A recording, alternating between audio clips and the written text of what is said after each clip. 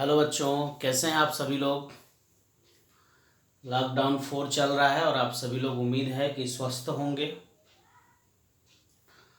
और इस वैश्विक महामारी से आपको बचने की ज़रूरत है बच्चों। ज़्यादातर आपको अभी सोशल डिस्टेंस फॉलो करने की ज़रूरत है, लेकिन अब ये आप लोग मान करके चलिए कि आपको इसी में जीना है और ऐसे ही चलना है, क्योंकि ये इतना जल्दी ख़त्म होने वाली बीमारी नहीं है। और ये कुछ समय बाद, कुछ महीनों बाद ये एक आम बीमारी होकर के रह जाएगी। जैसे आप लोग सर्दी खांसी जुकाम है, उसी तरीके से जब तक इसकी वैक्सीन, कोई मेडिसिन नहीं डेवलप हो रही है, तब तक तो समस्या है। लेकिन उन समस्याओं में भी हमको अपना कार्य करते रहना है, सोशल डिस्टेंस फॉलो करके। और सबसे बड़ा चीज़ है कि वो जो वायरस है उसको जाने का रास्ता यही है, हमारा नाक और मुंह। बस ये चीज़ आप ढके रहिए, कहीं भी जाइए आइए हाथ धोइए, नहा लीजिए हो सकता है तो। उसके बाद आपको कहीं कोई प्रॉब्लम नहीं होनी है। इम्यूनिटी बढ़ाने के लिए थोड़ा सा सुबह में योगा करिए, इन सब चीज़ों को फॉलो करते रहिएगा तो निश्चित तौर पे आपको कहीं कुछ नहीं होने वाला है। इम्यून पावर अपना मजबूत रखिए। तो बच्चों, आपको मैं क्लास में सॉल्यूशन चैप्टर पढ़ा दिया था, विलेन पढ़ा दिया था। उसके बाद आज ये जो क्लास हो रही है 12th यूपी बोर्ड के बच्चों के लिए मैं क्लास ले रहा हूँ। और इस क्लास में आपको मैं बता दूं कि इससे पहले आप लोग सॉल्यूशन पढ़ चुके और केमिकल काइनेटिक्स बेटा आप लोग पढ़ चुके हैं। ठीक है, दोनों चैप्टर के नोट्स आपके कंप्लीट हो गए हैं। केमिकल काइनेटिक्स का न्यूमेरिकल में बेटा आपको बताऊंगा। कोचिंग खुलता है तो मैं आपको ऑफलाइन एक एक न्यूमेरिकल करके मैं बताऊंगा। उस चैप्टर को दोबारा फास्ट पढ़ा करके बिना नोट्स बनाए, ठीक है। लेकिन अभी थोड़ा सा क्या है कि ऑनलाइन में समय कम मिलता है और न्यूमेरिकल बहुत ज़्यादा है। कितने वीडियो बनाएंगे, उनको अपलोड करने में बहुत बच्चों को समय लगता है, इसीलिए बीच बीच में मेरा गैप हो जाता है। मैं डेली बना नहीं पाता, या बना भी लेता हूं तो वीडियो को अपलोड नहीं कर पाता। तो फिर भी मैं कोशिश कर रहा हूं। अब नेक्स्ट जो चैप्टर है, अभी मैं कोई न्यूमेरिकल बेस्ड चैप्टर नहीं स्टार्ट कर रहा हूं, नहीं कोई ऑर्गेनिक स्टार्ट कर रहा हूं, क्योंकि ज़्यादातर ये चीज़ें ऑफलाइन पढ़ने से ही टीचर भी अपना बेस्ट दे पाता है बच्चों, और बच्चे भी उस तरीके से इंटरेक्ट हो पाते हैं और पढ़ पाते हैं, ठीक है। तो आज जो मैं चैप्टर स्टार्ट करने जा रहा हूं, इस चैप्टर को शॉर्टकट में तो हम लोग मेटलर्जी कहते हैं बच्चों, धातु कर्म। और ये चैप्टर मैं इसलिए स्टार्ट किया क्योंकि आप लोग 10th में भी पढ़े हुए हो। तो इस चैप्टर का नाम हिंदी में क्या है? तत्वों के निष्कर्षण के सिद्धांत एवं प्रक्रम, principle and process of elements. अब यहां पे ये समझिए कि इस चैप्टर को पढ़ने की आवश्यकता क्यों है, क्यों इस चैप्टर को हम लोग पढ़ते हैं बच्चों। जैसे हमारा जो ब्रह्मांड है, यूनिवर्स, उसका निर्माण कैसे हुआ है। आप जानते हैं कि परमाणु से निर्माण अणुओं का हुआ है। सबको पता है कि अणुओं का निर्माण परमाणुओं से हुआ है, ठीक है। ऐसे में एक आपको बता दूं कि ये परमाणु हो गए, और उन परमाणुओं से निर्माण किसका हुआ? अणुओं का, मॉलिक्यूल्स का। अणुओं को आप चाहें तो कह सकते हैं यौगिक भी, क्योंकि एक कंपाउंड भी मॉलिक्यूल के ही फॉर्म में होता है। चाहे आप CO2 कह दीजिए तो भी एक अणु है और एक यौगिक भी है। और परमाणु और अणु, अब परमाणु और अणुओं से निर्माण किसका होता है? ब्रह्मांड का। ये ब्रह्मांड का निर्माण हो जाता है। तो ब्रह्मांड में अब यहाँ पे अणु और परमाणु का मतलब तत्व होंगे, यानी तत्वों से ब्रह्मांड का निर्माण हुआ। और आप जानते हैं कि इस समय कितने तत्वों की खोज हो चुकी है। जैसे आपके बुक्स में अभी 118 तत्व दिए गए हैं कि अब तक ज्ञात 118 तत्व हैं। और आप लोग 11th क्लास में पीरियोडिक टेबल आप लोग पढ़ चुके हैं, पीरियोडिक ट्रेंड और पीरियोडिक प्रॉपर्टीज दोनों आप लोग पढ़ चुके हो बच्चे, ठीक है। पूरा लेक्चर सुना करिए, पूरा देखा करिए, और जैसे मैं लिखवा रहा हूं उसी तरीके से आपको नोट्स बनाना है। कहीं कोई डिफरेंट आपको कुछ नहीं मिलेगा। आपकी सारी प्रॉब्लम बेटा सॉल्व हो जाएगी, आप बस इसी से पढ़िए। तो सबसे पहले ये बता दें कि 118 तत्वों में केवल 92 तत्व, केवल 92 तत्व जो हैं वो प्रकृति में पाए जाते हैं। बाकी तत्वों को हम लोग रेडियो एक्टिव या बाकी तत्वों को नाभिकीय अभिक्रियाओं द्वारा, न्यूक्लियर रिएक्शन के द्वारा हम लोग प्राप्त कर सकते हैं। तो जो तत्व पृथ्वी पर पाए जाते हैं, जो ज्ञात हैं, उनको कैसे उनकी उत्पत्ति होती है, कैसे वो हमारे दैनिक जीवन में कार्य करते हैं, कैसे वो उत्पन्न हुए, कैसे उनका निष्कर्षण किया गया, तो इन सब चीजों के बारे में, ऐसा नहीं मैं कह रहा हूं कि तत्वों को कैसे बनाया गया, तत्व को निष्कर्षित करना है। इस चैप्टर में, मेटलर्जी वाले इस चैप्टर में यही बताया गया। इसमें सबसे पहले टॉपिक हम लोग पढ़ते हैं बच्चों, तत्वों की उपस्थिति, मतलब ऑकरेंस ऑफ एलिमेंट्स। तो तत्वों की उपस्थिति में आप देखते हैं कि प्रकृति में तत्व जो है वो दो प्रकार से पाए जाते हैं। पहला होता है मुक्त अवस्था, नोट्स ऐसे ही बनाओगे। प्रकृति में तत्व दो प्रकार से पाए जाते हैं। पहला होता है मुक्त अवस्था में, इन फ्री स्टेट, या इसको नेटिव स्टेट भी आप कहते हो। तो मुक्त अवस्था में कौन से तत्व पाए जाएंगे, आप लोग भी जानते हो, 10th में पढ़े हो बच्चों। ऐसे तत्व, यानी आपको इसमें लिखना है जो मैं बोल रहा हूं, ऐसे तत्व जो प्रकृति में कम क्रियाशील होते हैं, यानी ऐसे तत्व जिनकी सक्रियता बहुत कम होती है, वे सभी तत्व मुक्त अवस्था में पाए जाते हैं। मतलब ये किसी से जुड़े नहीं रहते, कंबाइंड नहीं रहते। फॉर एग्जाम्पल गोल्ड हो गया, सिल्वर हो गया, प्लैटिनम हो गया, और कभी कभी कॉपर भी मुक्त अवस्था में पाया जाता है। कॉपर एक ऐसा एलिमेंट है बच्चों जो आप देखेंगे संयुक्त अवस्था में भी, कंबाइंड स्टेट में भी है, और मुक्त अवस्था दोनों में पाया जाता है। तो मुक्त अवस्था में कौन से तत्व पाए जाते हैं बेटा? वही तत्व मुक्त अवस्था में पाए जाते हैं जिनकी रासायनिक सक्रियता बहुत कम होती है। तो ऐसे तत्व पाए जाते हैं किसमें? मुक्त अवस्था में। अब समझिए संयुक्त अवस्था में कौन से तत्व पाए जाएंगे? अब जस्ट इसका अपोजिट, वे तत्व जो प्रकृति में जिनकी रासायनिक सक्रियता बहुत अधिक होती है, जिन तत्वों की रासायनिक सक्रियता बहुत अधिक होती है, वे सभी तत्व संयुक्त अवस्था में पाए जाते हैं। अब एग्जाम्पल के तौर पे देखिए कौन कौन से ऐसे तत्व हैं, कौन कौन से एलिमेंट हैं जो प्रकृति में संयुक्त अवस्था में पाए जाते हैं। जैसे क्षार धातुएं, जिसको आप फर्स्ट ग्रुप कहते हो, फर्स्ट ए ग्रुप के नाम से भी पीरियोडिक टेबल में जाना जाता है। इसमें lithium, sodium, potassium, rubidium, caesium, ये सब तत्व आते हैं। क्षारीय मृदा धातुएं, जिसको आप कहते हो सेकंड ए ग्रुप, कौन कौन से एलिमेंट? एल्कलाइन अर्थ एलिमेंट इसको कहा जाता है इंग्लिश में। इसमें आते हैं बच्चों beryllium, magnesium, calcium, strontium, barium. Radium नहीं, क्योंकि वो रेडियो एक्टिव एलिमेंट होता है, और फर्स्ट ग्रुप में फ्रांसियम नहीं, क्योंकि वो भी रेडियो एक्टिव एलिमेंट होता है। फ्रांसियम और रेडियम ही दो ऐसे एलिमेंट है बच्चों जो द्रव रेडियो एक्टिव तत्व होते हैं, जो लिक्विड रेडियो एक्टिव एलिमेंट होते हैं। और भी एग्जांपल जैसे आयरन हो गया, कॉपर मैंने बताया दोनों में पाया जाता है, जिंक, लेड, एल्युमिनियम आदि, ये सब जितने भी तत्व हैं वो सभी संयुक्त अवस्था में पाए जाते हैं। तो नोट्स आप लोग इसी क्रम में बनाएंगे, और लिखते समय इसका एक बार स्क्रीनशॉट ले लीजिएगा और आराम से फिर इसको लिखिएगा। कोई चीज ना समझ में आए, लेक्चर को बार बार सुनना चाहिए, ठीक है? ठीक है, तो अगला टॉपिक हम लोगों का आता है बच्चों धातु कर्म अथवा धातु निष्कर्षण क्या है। वर्ड से ही पता चल जाए, धातु निष्कर्षण मतलब किसी चीज से धातु को निकालने की प्रक्रिया को कहते हैं धातु निष्कर्षण। 10th में भी आप डेफिनेशन सिंपल पढ़े हो बेटा, किसी भी खनिज से या किसी भी अयस्क से, खनिज और अयस्क क्या होता है आप जानते भी हैं, मैं फिर बताऊंगा। कम लागत कम खर्च में किसी धातु को आसान विधि द्वारा प्राप्त करने की प्रक्रिया को हम लोग कहते हैं धातु कर्म।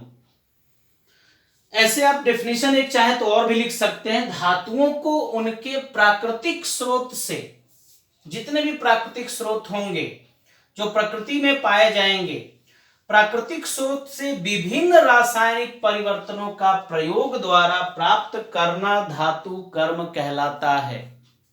जैसे प्रकृति में हमें कोई पदार्थ प्राप्त हुआ, कोई स्रोत मिला जिससे हम लोग केमिकल रिएक्शन के द्वारा, रासायनिक परिवर्तन के द्वारा उस धातु को उससे धातु यदि प्राप्त करते हैं तो इस प्रक्रिया को धातु कर्म कहते हैं। अब आपको पता है बच्चों की प्रकृति में तत्व दो प्रकार से पाए जाते हैं, पहला मुक्त अवस्था में, दूसरा है संयुक्त अवस्था में। बता दिया मुक्त अवस्था में कौन पाए जाते हैं, क्यों पाए जाते हैं, खनिज अवस्था यानी संयुक्त अवस्था में कौन पाए जाते हैं। इसमें क्रियाशीलता कम होती है तो मुक्त अवस्था में पाए जाते हैं, जिसमें क्रियाशीलता ज्यादा होती है उसको संयुक्त अवस्था में या खनिज अवस्था में पाया जाता है। इसके बारे में हम लोगों को बात करना है, क्योंकि मुक्त अवस्था में जो है उसको प्राप्त तो आराम से किया जा सकता है, लेकिन जो कंबाइंड है उसको क्या करना है बच्चों, निकालना है। और निकालने की प्रक्रिया आसान भी है, टफ भी है, तो उन चीजों के बारे में हम लोगों को पढ़ना है पहले, ठीक है। तो इसको आप लोग पहले नोट करेंगे, स्क्रीनशॉट लेंगे, फिर आगे बढ़ते हैं हम लोग। तो खनिज अवस्था में आपको बताया जा चुका है कि जिन तत्वों की रासायनिक सक्रियता बहुत अधिक है वही खनिज अवस्था में पाए जाते हैं या संयुक्त अवस्था में पाए जाते हैं। और प्रकृति में संयुक्त अवस्था में पाए जाते हैं तथा प्राकृतिक रूप से पाए जाने वाले इनके यौगिकों को हम लोग कहते हैं बच्चों खनिज। खनिज यानी मिनरल, यानी प्रकृति के रूप में, प्रकृति द्वारा हमको जो भी तत्व इस पृथ्वी से कंबाइंड स्टेट में मिलते हों, संयुक्त अवस्था में प्राप्त होते हों, उसी को हम लोग कहते हैं क्या, खनिज। मिनरल्स, अयस्क क्या होते हैं, वे खनिज जिनसे धातुओं का निष्कर्षण आसान तथा आर्थिक दृष्टि से लाभदायक हो, जिसको कम खर्च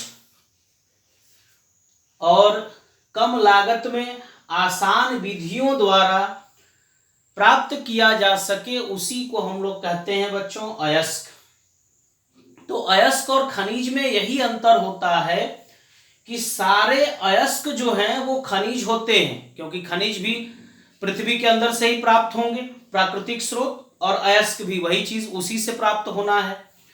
जैसे मैं एक उदाहरण दे दूं आपको कि बॉक्साइट है Al2O3.2H2O, फार्मूले में अलग से लिखवाऊंगा सबका।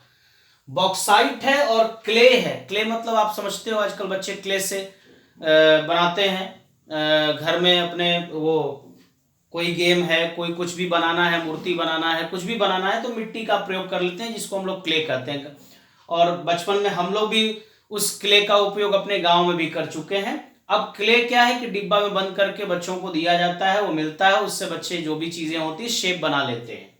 इसका फार्मूला होता है Al2O3.2SiO2.2H2O। ये क्ले हो चाहे बॉक्साइट हो, दोनों एल्युमिनियम के खनिज हैं। मैंने कहा खनिज हैं, अयस्क नहीं। लेकिन जो एल्युमिनियम है इसको बॉक्साइट से आसानी से प्राप्त किया जा सकता है, तो एल्युमिनियम को क्ले से आसानी से प्राप्त नहीं कर सकते, लेकिन एल्युमिनियम को बॉक्साइट से आसानी से प्राप्त कर सकते हैं। इसलिए बॉक्साइट क्या हुआ, अयस्क है। लेकिन क्ले क्या हुआ, ये अयस्क नहीं है, ये सिर्फ क्या है बच्चों, खनिज है। तो अयस्क और खनिज में अंतर क्या होता है, इसको ध्यान से आप लोग समझ लेंगे, याद कर लेंगे। इसको 10th में भी आप पढ़े हो, एक तरह से मैं आपका रिवीजन भी कर दे रहा हूं, ठीक है। नोट करेंगे, इसको स्क्रीनशॉट लेकर के लिख लेंगे।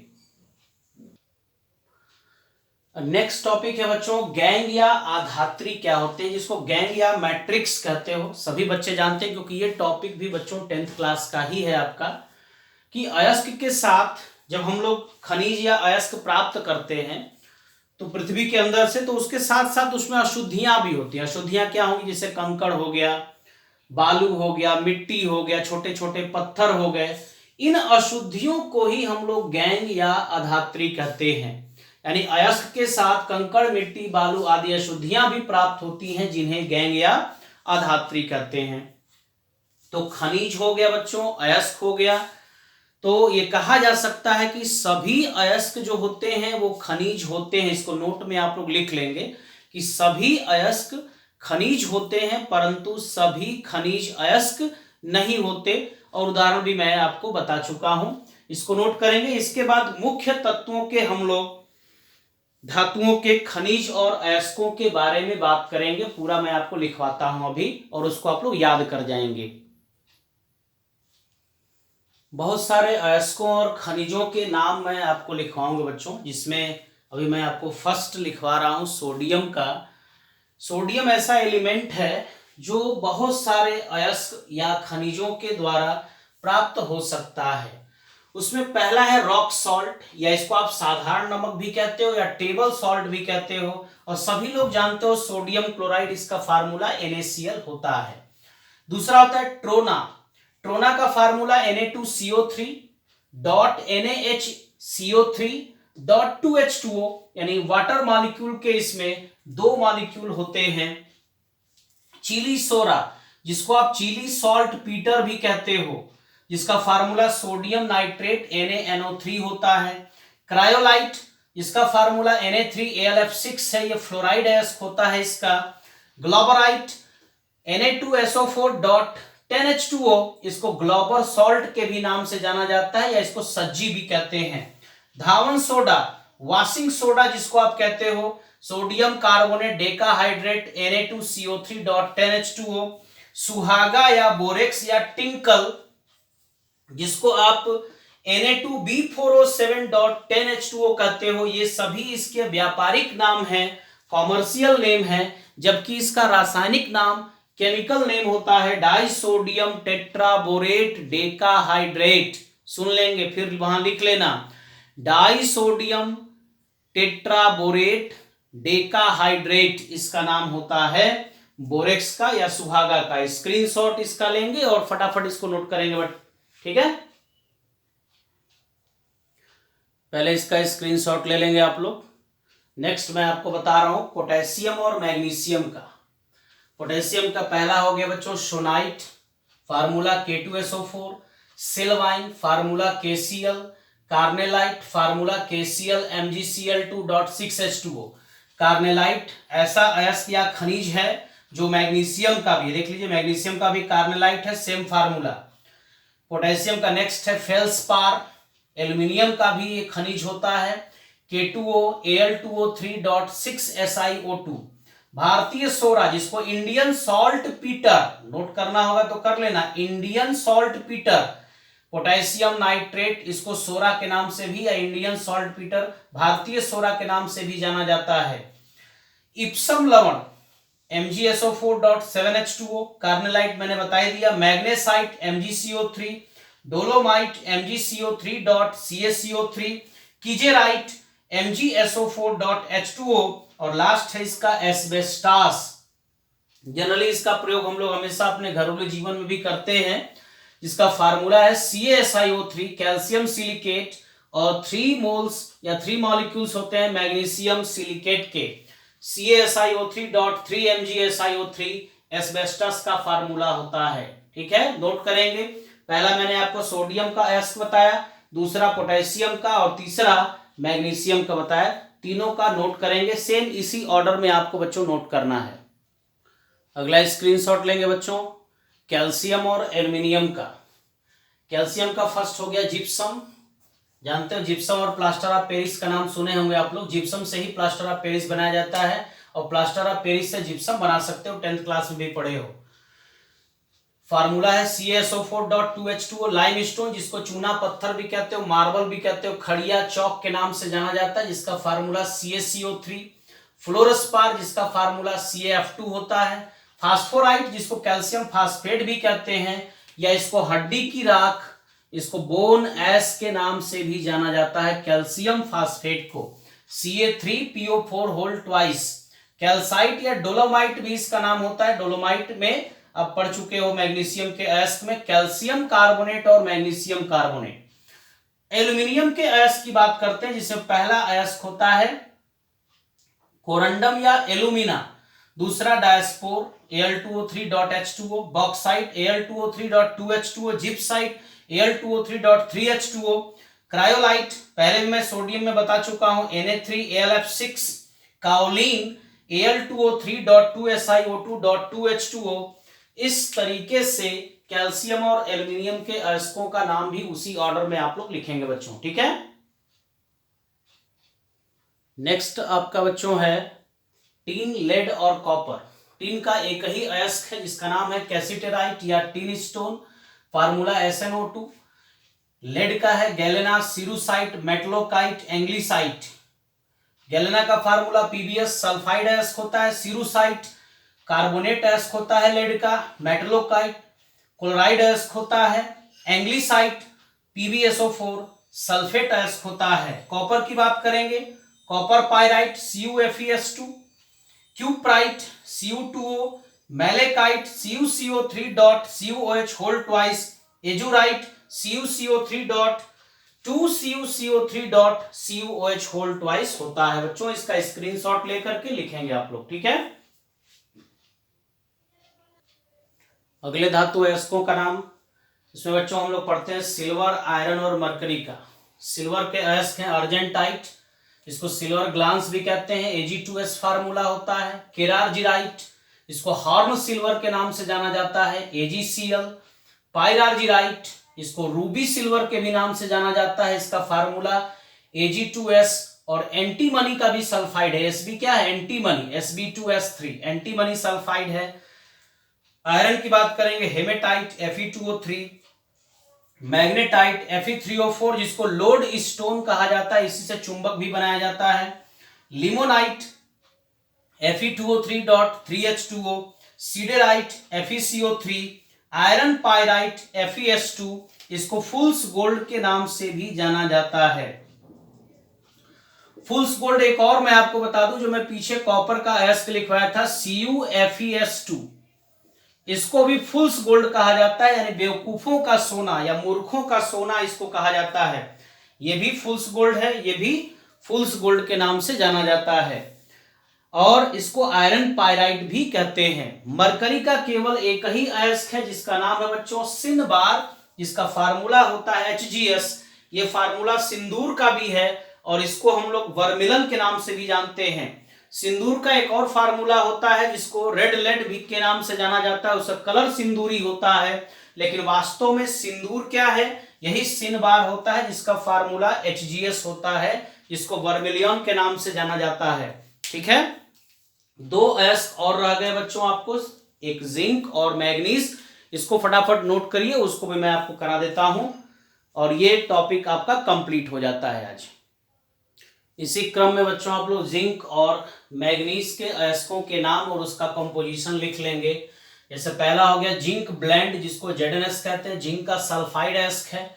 ये जिंक का ऑक्साइड अयस्क है जिसको जिंसाइट या जिंक रेड के नाम से जाना जाता है। और इसका बहुत इंपॉर्टेंट एक और नाम होता है फिलास्फर, इसको फिलास्फर वुल के नाम से जाना जाता है। कैलामाइन जिसका फार्मूला ZnCO3 होता है। मैग्नीज जिसका पहला अयस्क पायरोलुसाइट है, बहुत इंपॉर्टेंट है, आपको डी ब्लॉक में अभी पायरोलुसाइट का जो ओर है इसके द्वारा हम लोग यहाँ पे पोटेशियम परमैंगनेट बनाने का प्रोसेस करते हैं। और मैग्नाइट जिसका फार्मूला Mn2O3.2H2O होता है। तो इस तरीके से जो आपके सिलेबस में बच्चों जितने भी धातु हैं और उन अयस्कों के नाम और उनका कंपोजिशन यानी संगठन मैंने आपको बता दिया। फार्मूला आप लोग इसका नोट करेंगे, याद करेंगे। आज का काम यही है कि आप लोग इसको फेयर बना करके और इसको याद कर जाएं बच्चों, ठीक है। क्योंकि नेक्स्ट जो लेक्चर में अब आपको भेजूंगा उसमें अब हम लोग धातु निष्कर्षण या धातु कर्म के सिद्धांत के बारे में किस प्रकार स्टेप बाय स्टेप धातुओं का निष्कर्षण होता है, जो कि बहुत इंपॉर्टेंट टॉपिक है, तो उस पर हम लोग चर्चा करेंगे बच्चों, ठीक है। तो आज के लिए आप लोग जो मैंने आपको पढ़ाया उसको आप लोग अच्छे से नोट करेंगे, घबराने की जरूरत नहीं है, सारी चीजें समय से हो जाएंगी, ठीक है बच्चों। और एकदम बढ़िया से खाना पीना खाइए, घर में रहिए, स्वस्थ रहिए, पढ़ाई करिए, मोबाइल पे ज्यादा मत लगिए, बस पढ़ने समय लगिए, नहीं तो पता चला कि फिर आंखें भी खराब हो जाएंगी, फिर खुलते ही लॉकडाउन फिर आपको आंख चेक कराना पड़ जाएगा। तो आप लोग विशेष ध्यान देंगे अपने स्वास्थ्य का भी, ठीक है।